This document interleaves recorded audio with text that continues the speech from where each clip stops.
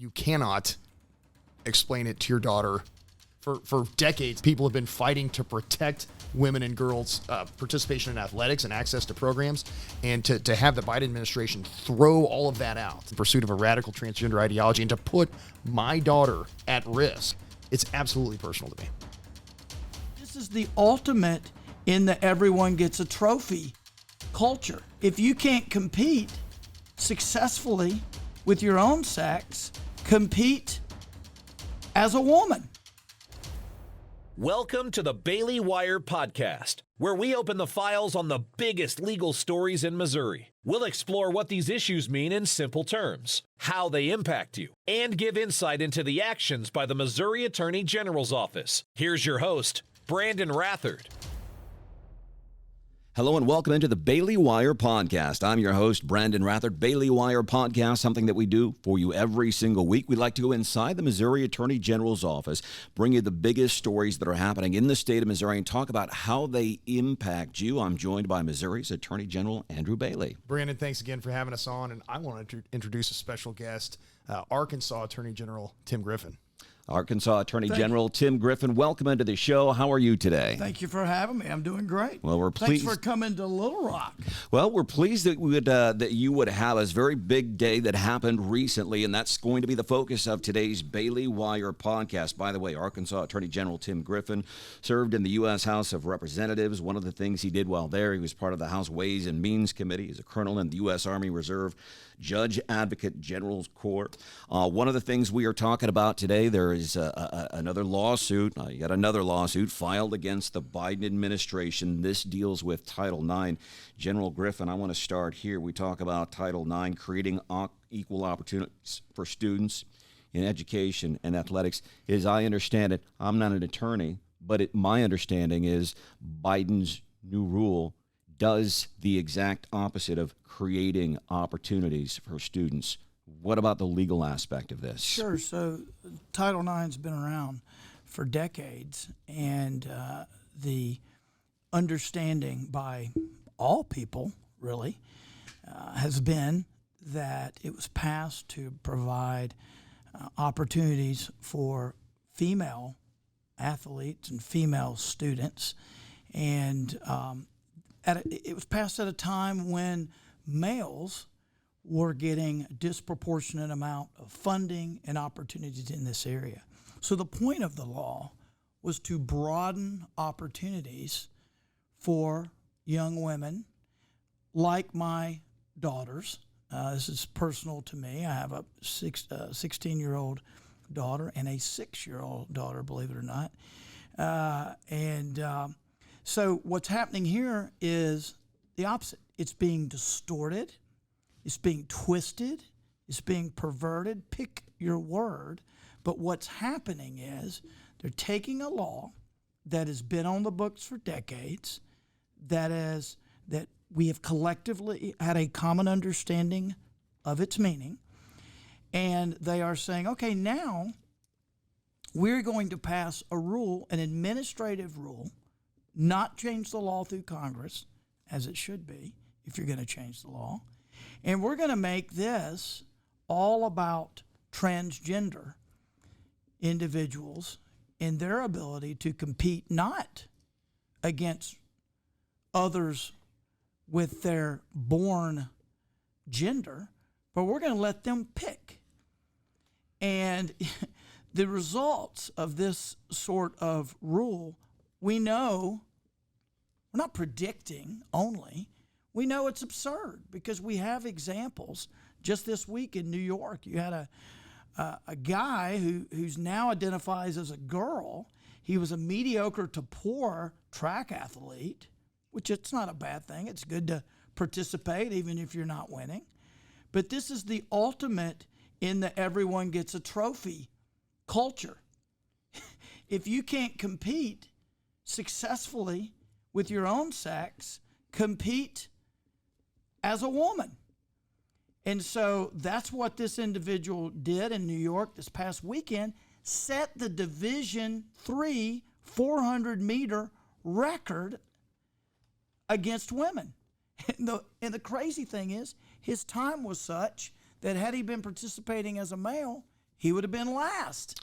Attorney General Griffin, I want to ask you this because this is something I hear a lot that we talk about, and it's people that were born as males, and they're saying, well, I'm a female, and I'm going to take part in sports, and it takes opportunities away from women, which is exactly what Title IX was supposed to prevent from happening. How many stories have you heard? Because here's what I hear. Well, they're doing it because they want to be good at something. They have to do it in a different gendered sport. How many times have you heard of females saying, well, now I identify as a male, so now I want to go do male sports?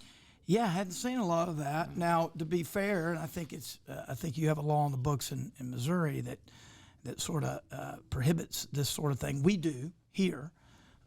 So certainly, if we didn't have a law on the books, you'd be hearing a state law on the books. You'd be hearing a lot more about it. Look, you can consider yourself whatever you want. I mean, we're seeing some people these days consider themselves cats and everything else. Look, that's up to you. You're free to do that. But you can't make me. You can't make me buy that. And you certainly can't impose that on an athletic structure. That's ridiculous. And, I learned today that for women, the volleyball net is 7 inches lower than for males. So if you're a 6'4" male who just, for whatever reason, you end up identifying as a female, I mean, you're going to have quite an advantage there. I was told that there was a young lady that got a concussion in, I think, North Carolina because a transgender, someone born as a male identifying as a woman, spiked the ball over the net on a low net, women's competition net, and gave someone a concussion. I mean, it sounds ridiculous when we talk about this, and it's because it is ridiculous. And the fact that we have to have these conversations leads me back to what my wife said this morning when I was telling her what was going on. She's like, who's for this? And that's a question we need to be asking. It's Attorney General of Arkansas, Tim Griffin, joining us on the Bailey Wire podcast. Obviously, Missouri's Attorney General, Andrew Bailey, is here. We hear the word ridiculous, and we talk about the fairness in sports as it relates to males and females especially. And here's the thing, especially when we're talking at a school level. These are young minds. These are young people, and it's about the athletics. And I've worked very hard to achieve this thing and this success and something I'm good at. And then this whole basket of unfairness comes along. So we hear the word ridiculous. Who believes in this? Who thinks that this is okay? But I think we do need to circle back to the legal aspects of this. Yeah, I mean, look, this is unconstitutional, okay? Congress has not authorized President Biden. The Constitution does not authorize President Biden to enact statutes. There's a statute on the books, and the plain text is limited to prohibiting discrimination based on sex. President Biden is perverting that text of that statute by rewriting the law as the executive branch is unconstitutional to include a radical transgender ideology. It's unconstitutional, perverts the plain text and a half-century application of Title IX, but it also seeks to nullify state statutes, as General Griffin pointed out. And so there are a myriad of problems here. And, we talk about it in the context of sports. And let me say this. Shout out to the courage and bravery of Ms. Amelia Ford, who is with us here today, joining General Griffin, a young woman who's a high school athlete here in the state of Arkansas, who's willing to stand up and say no and speak with moral clarity on this issue and join this lawsuit. But look, we talk about it in the terms of athletic competition, but it goes well beyond that. As an assistant prosecutor, I prosecuted a convicted sex offender who was hiding out in a women's restroom in order to perpetrate against new victims. Luckily, law enforcement apprehended him before that happened. Mm-hmm. But that is what we're up against here. And if we start letting men into women's locker rooms and bathrooms, we're going to see more and more and more of that, and it's going to create more victims. So that's why we're taking a stand and saying, no, it's unconstitutional. It violates the plain text of the federal law. It attempts to illegally nullify state law, and we're not going to let it create more victims. Yeah, and if I could zoom in a little bit on the legal side of it, taking the outline that Andrew laid out there. First of all, as he mentioned, there are so many ways to challenge this legally. And as I said at the press conference, and I often like to say, there are a lot of things that are bad ideas, but we can't challenge them in court because they're not illegal. This is illegal, okay? So we can't go to court because it's silly. We can't go to court because it's ridiculous. We go to court because it's illegal. Now, we can criticize it. So, statutorily, exactly what Andrew said. This is a law, been on the books for a decade. It's now changing the definition of what the statute actually says and what the people who put the statute in place meant. So there's the statutory basis. On the constitutional basis, as Andrew mentioned, there's a couple of aspects to this. First of all, there's the First Amendment. First Amendment protects free speech. First Amendment also protects us from having to say things we don't want to say. Forced. It's called compelled speech. You are compelling people to use pronouns that people choose or be accused of harassment. If you call someone a he, they want to be called a she, even though they were born a he, they could say, I'm being harassed. He won't call me by my preferred pronoun, right? Compelled speech argument in here. But one of the centerpieces of this, and I think Andrew would echo this, that we see in so many of these suits that we filed, some of them individually, some of them collectively against the Biden administration. We see it with Second Amendment. We see it with the life issue. We see it with student loans. And that is what I call schoolhouse rock argument. It's a very simple concept, right? If you want to change the law, you go to Congress, you get both houses to pass it, the president signs it. That's how it works. And that process that has to be statutorily because of the major questions doctrine. And for our younger audience, anybody else, when Attorney General Griffin mentions Schoolhouse Rock, anybody else start singing the song, I'm just a bill? Am I the only one in the room? It's on YouTube. Yeah, no, it's right. The younger generations are loving it as well. So General Griffin has always been a leader in this space and has always pushed his colleagues to keep tight on our messaging that, hey, when we're speaking out against what the Biden administration is doing, we're not just bemoaning bad policy positions, but we're explaining why what they're doing is illegal, unconstitutional. I've always respected and admired that. But General Griffin and I actually have more in common than people might necessarily think. Not only are we both parents, both fathers, but we both served in the Army. General Griffin's still serving in the United States Army. And we, I think we remind me when you deployed to Iraq and 06. 06. Okay, so I was there 05 to 06. Okay. I was up in Talifar, Iraq at FOB Sykes. Okay. So I was at FOB Merez and Spiker. Yeah. And Mosul. So we chewed some of the same sand for sure. Wow. Okay. How about that? I want to get north of the Sunni Triangle, right? Yep. Right. Yep. That's right. So our guest here on the Bailey Wire podcast, of course, Missouri Attorney General Andrew Bailey. Special guest, Arkansas Attorney General Tim Griffin. These two gentlemen have a lot in common. Talked about their service to America, service to their state, service to their country, both of them serving in the military. The other thing that these two gentlemen have in common is you're both fathers. And I'm going to walk away from the legal aspect of this a little bit, because here's the thing. We talk about this in courts. We talk about it we see it being discussed and played out in the media. But I'm wondering if you're willing to answer. Your daughter comes to you and says, for example, Dad, I didn't get on the team because somebody who identifies as a male got that last spot on the team, whatever, and now I can't play. How do you explain? I'm going to ask you the same question, Mr. Griffin, but how do you explain that to a daughter?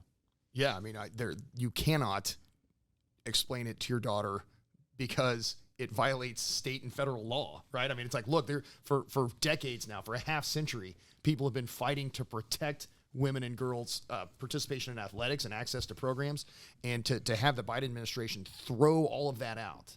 To throw out that the equal rights of women and girls in pursuit of a radical transgender ideology, and to put my daughter at risk, of her health and safety at risk, it's absolutely personal to me. Yeah, look, what I would do is just what I always do is just be real.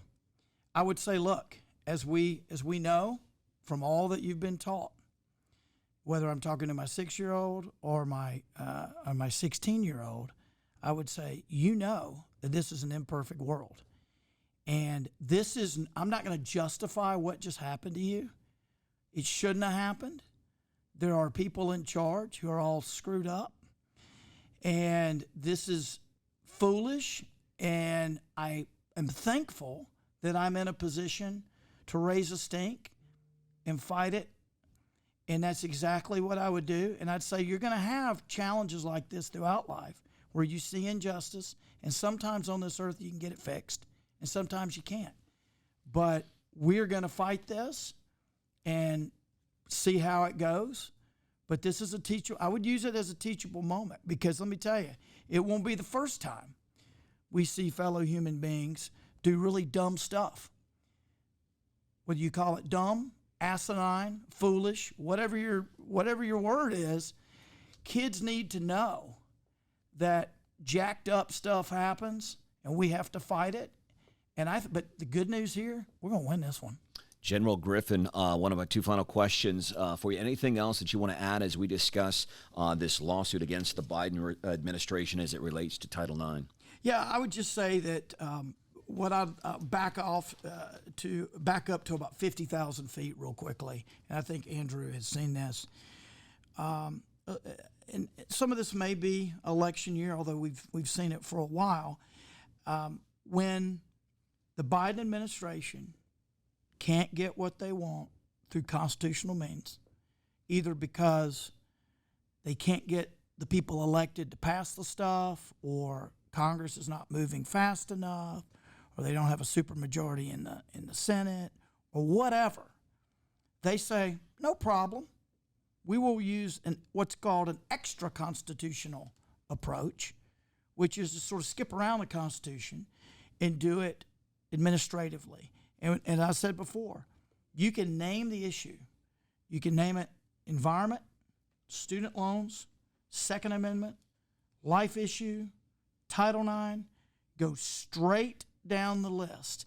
Time and time again, when they are blocked at the congressional door, instead of saying, well, you know what? We'll just have to do some things differently, or we'll have to get different people elected so that we comply with the Constitution. They say, well, we'll go to our backup plan, which is stretch the administrative state, stretch the meaning, and let's see if we can do it by other means. This is not the last. There will be a multitude of other examples, and we will continue to see them in court. Attorney General Bailey, your final thoughts on this? Yeah, look, we used to elevate the rules of the game above the players and the outcomes. The Biden administration has jettisoned that approach, as General Griffin pointed out. Not only are they willing to violate the Constitution, use extra constitutional means to get around Congress by using the administrative state, but now President Biden is openly flaunting the will of the United States Supreme Court. I mean, this is a direct attack on our democratic republic, our constitutional structure, our sense of federalism, and principles that serve the rule of law. And I think that General Griffin and I both took an oath to protect and defend the Constitution against enemies foreign and domestic. We both took that fight to the enemies of freedom on the battlefield in the war on terror.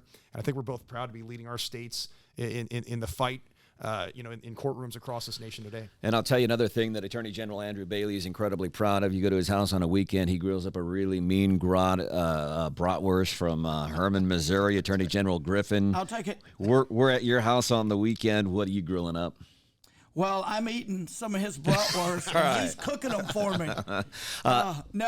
Look, I love a good steak, and I grew up in Magnolia, and you may or may not know this, but there's two festivals out of Columbia County, Arkansas. We're right down on the Louisiana border. One festival is the Purple Hull Pea Festival. If you've never had purple hulls, people say, they look like black eyes. What's the difference between a black-eyed pea and purple hull pea? Well, black-eyed pea is a pea you eat when you don't have any purple hulls because they taste a lot better. The other thing is Magnolia is the center of the World Championship Steak Cook-Off. And I will be presenting the award there the weekend of the 21st, I guess. And that's a big ribeye. I like a good New York strip or a porterhouse. I'm a big porterhouse guy. Big old steak. So you're probably going to find a steak at my house. Although we raise some good catfish in this state. All right. Arkansas Attorney General Tim Griffin, we are pleased to have you on the Bailey Wire today. Thank you for joining us. Attorney General Andrew Bailey, until we see you next time, thank you for your time. Thanks, General Griffin. Thank y'all. Appreciate y'all having us down. Appreciate you.